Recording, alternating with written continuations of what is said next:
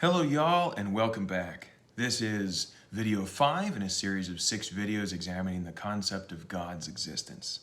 In this video I'm going to argue that God exists. I'm going to present a version of Anselm's ontological argument for God's existence. In particular, I am presenting my version of Plantinga's fully modalized version of Anselm's argument for God's existence. We have all wondered about ways the world might have been. What if I had married someone else? What if I had attended a different school? What if I had taken a different job? What we're doing here is imagining possible worlds.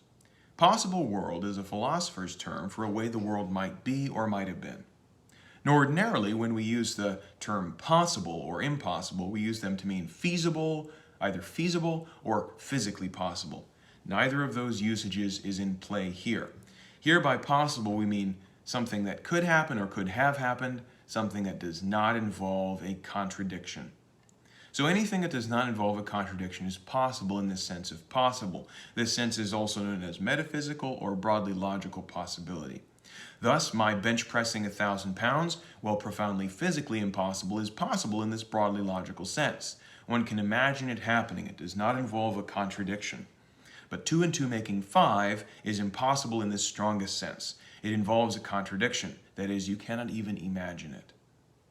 Now, clearly, there is a dizzying, I think we can say accountably infinite, number of possible worlds. Every genuine possibility is realized in some possible world. But is anything realized in every possible world, in all possible worlds? Yes. 2 plus 2 is 4 in all possible worlds.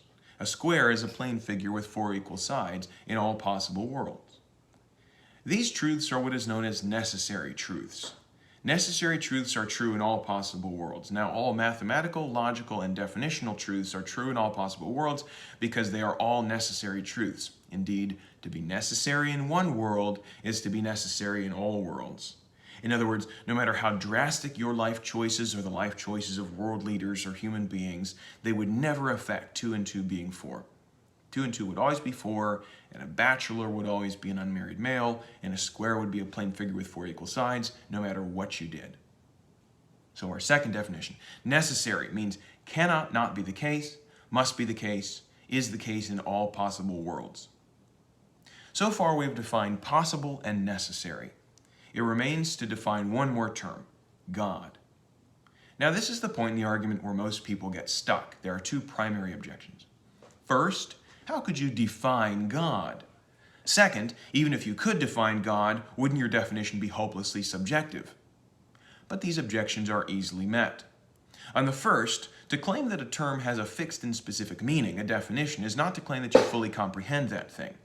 None of us can get our head around a million. The concept is simply too large. Yet we use it and use it correctly all the time. On the second objection, all major monotheistic religions are agreed that God is a perfect being. Moreover, and crucially, everyone who disbelieves in God also accepts this definition of God. They disbelieve in such a being, but they agree that God means perfect being. Now, of course, you might say, well, I believe in a less than perfect God. Fair enough. The existence of that God remains to be debated. Maybe there's someone who's interested in that, but that will have to wait for another video. So both theists and atheists agree that whatever else God is a perfect being. Now, what does this mean? Traditionally, it has meant that God is omnipotent, all-powerful, omniscient, all-knowing, and morally perfect, doing only good and no evil. But if we stop there, we do not have God. By God, we do not mean a being that is all-powerful but used to be weak. We do not mean a being that is all-knowing but might have been uninformed. We do not mean a being that is morally perfect but was once flawed like ourselves. We mean a being, in other words, that not only possesses these perfections of being, but possesses them in the most perfect way possible. God possesses these traits necessarily. So, God is defined as a necessarily omniscient, omnipotent, and morally perfect being. With our terms now defined, we come to the argument. It is short. It is very short. In fact, it consists of a single question. Is such a being possible? Now, we've already defined possible. Possible means not involving a contradiction. And all the concepts involved in the definition of God that I just gave are ready to hand in our minds. There is no contradiction here. So God is possible. Fine, says the atheist. Let's put God in a distant possible world, out by Santa Claus. Very well, let's put God way out there. But what is true at that possible world, the one where God exists? Well, what is true is that God is necessarily omniscient, omnipotent, and morally perfect. But what is true of things that are necessary? We have already defined our terms. What is necessary in one world is necessary in all worlds. Thus, since in one world it is necessary that God is omniscient, omnipotent, and morally perfect, it is necessary in all worlds that God is omniscient, omnipotent, and morally perfect. And our world is a world. So God is necessarily omniscient, omnipotent, and morally perfect in our world. But you cannot possess properties without existing. So God exists in our world. So God exists. This is the ontological argument. Now you might object, well, hold on, couldn't you do the same thing with, say, a unicorn? Couldn't you say that a unicorn is necessarily a one-horned horse with the same ontological results? And here we come to the nub of the ontological argument, the thing which separates it from all other arguments. You see, you and I can think and speak of unicorns while still acknowledging that they don't exist in our world. But if we try the same thing with God, we suddenly change the meaning of the term God. We suddenly use God to mean a being that possesses perfections, but not in all possible worlds. That's to say, not necessarily.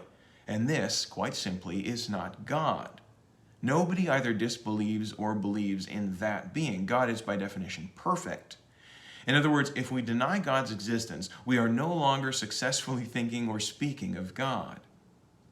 At first, this argument feels like a shell game, but famous atheists like Bertrand Russell have also admitted that the argument is sound.